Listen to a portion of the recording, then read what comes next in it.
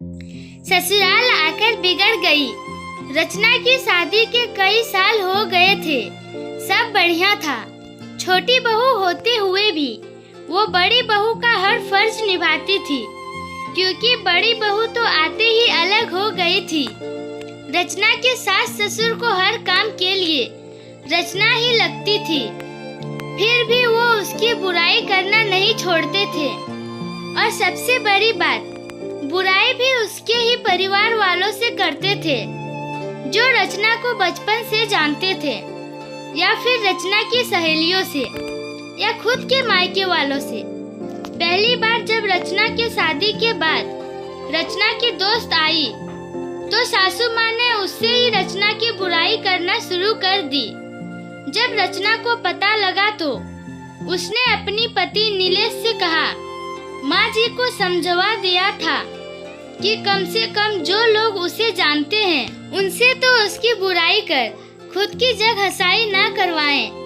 पर उन्होंने ना सुनी, बल्कि और ये आदत ही बन गई थी। आजकल तो अक्सर ये कहती कि रचना तुम पहले ये काम अच्छा करती थी, अब नहीं करती हो, फिर भले ही वो कोई भी काम हो।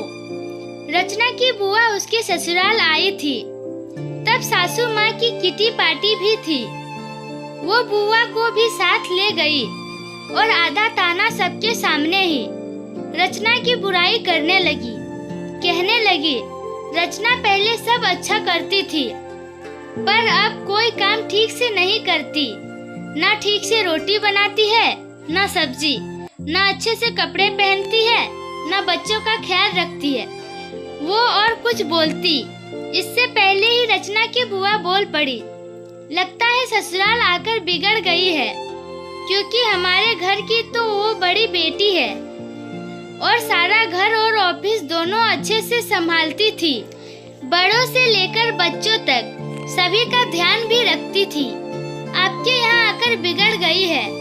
ऐसा कीजिए, महीने 2 महीने जमाई सा के साथ उसे मायके भेज दीजिए, हम सुधार कर भेज देंगे।